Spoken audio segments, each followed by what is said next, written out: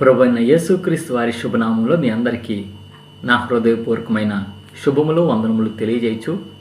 ఎడారిలో సెలయేర్లు అనుదిన ధ్యాన భాగమును చదువుతున్నాను. దయచేసి శ్రద్ధగా వినండి. జూన్ నెల 5వ తారీఖు కొరకై ఏర్పాటు చేయబడిన ఎడారిలో సెలయేర్లు అనుదిన ధ్యాన భాగమును చదువుచున్నాను. వాక్య భాగము: నీ దేవుడైన యెహోవా వలన సూచన నడుగుము.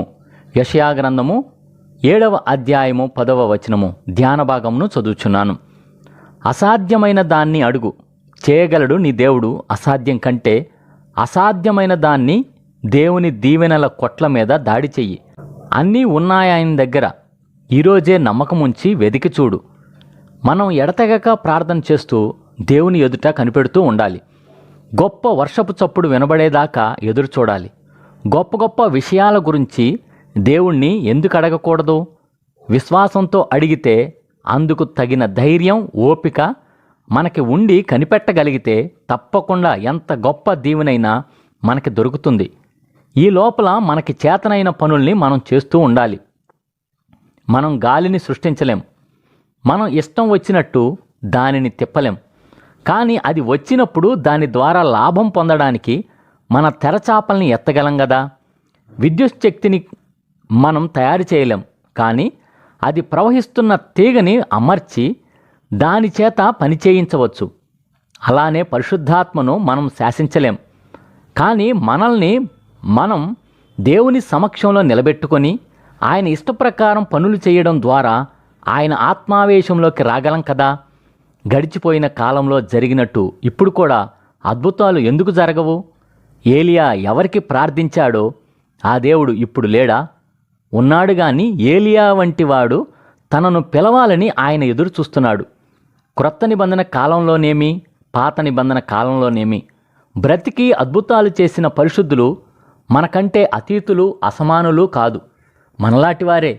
ఆత్మీయ ప్రపంచానికి చెందిన ఎలాంటి శక్తులు వాళ్ళ ఆధీనంలో ఉండి వాళ్ళనంత ఆత్మశూరులుగా మార్చినాయో అవే శక్తులు మనకి కూడా అందుబాటులో ఉన్నాయి. వాళ్ళకున్న విశ్వాసం, వాళ్ళకున్న నిశ్చయత, ప్రేమ మనకి కూడా ఉంటే వాళ్ళు సాధించినట్టే మనం కూడా ఆశ్చర్య కార్యాలను సాధించగలం.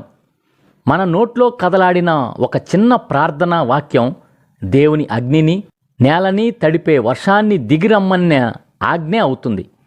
ఏలియా వర్షం కోసం, అగ్ని కోసం ప్రార్థించినట్టు మనం కూడా ఒక్క మాట పూర్తి నిశ్చయతతో కూడిన విశ్వాసంతో చెప్పగలిగితే అదెంతో మహిమాన్వితమైన మాటగా ఉంటుంది. ఇదే ఈ దినమునకై ఏర్పాటు చేయబడిన ఎడారిలో సెలయేర్లు అనుదిన ధ్యాన భాగము. ప్రార్థన. పరిశుద్ధుడా, ప్రేమ కలిగిన తండ్రి యేసుక్రీస్తు ప్రభువా, మాకిచ్చిన మరి యొక్క మంచి వర్తమానం బట్టి వందనములు, స్తోత్రములయ్యా. మా యొక్క ఆత్మీయ జీవితంలో ఎప్పుడు కూడా ప్రభువా నీ సన్నిధిలో ప్రార్థన చేస్తూ ఎడతెగక ప్రార్థన చేసేవారిలాగా, నిశ్చయత కలిగి ప్రార్థన చేసేవారిలాగా ఉండటానికి సహాయం చేయండి అయ్యా. నువ్వు అద్భుతంలో ఆశ్చర్యకార్యాలు జరిగించే దేవుడు అయ్యా. నువ్వు సూచన అడిగితే ప్రభువా సూచనలు చూపించే దేవుడు అయ్యా, చేసే దేవుడు అయ్యా. నీ కొందరములు స్తోత్రం చెల్లించుకుంటూ ప్రభువా, ఎడారిలో సెలయేర్లు నీ బిడ్డల్లో ఎవరెవరైతే ఈ వర్తమానం విన్నారో ప్రభువా, నీ ద్వారా సూచనలు అడిగి పొందుకునే కృప, ధన్యత దయచేయమని వేడుకొంచున్నాం ప్రభువా. నీ బిడ్డలు చేస్తున్న పనుల్లో, ప్రయత్నాల్లో, ప్రయాణాల్లో మీరే తోడుగా ఉండమని వేడుకొంచున్నాం ప్రభువా. దీర్ఘకాలిక వ్యాధులతో బాధపడే వాళ్ళకి ప్రభువా ఉపశమనం దయచేయండి అయ్యా.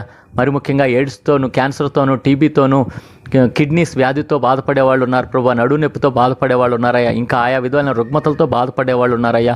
కనికరం చూపించి, కృపను చూపించి ప్రభా, ఆయా రుగ్మతల నుంచి నీవే ప్రభా వారికి విడుదల దయచేయమని వేడుకొంచున్నాం ప్రభా. అలాగే దినం ప్రయాణం చేస్తున్న ప్రయాణికులందరికీ వారి వారి గమ్యస్థాలకి క్షేమంగా చేరటానికి సహాయం చేయమని వేడుకొంచున్నాం ప్రభా.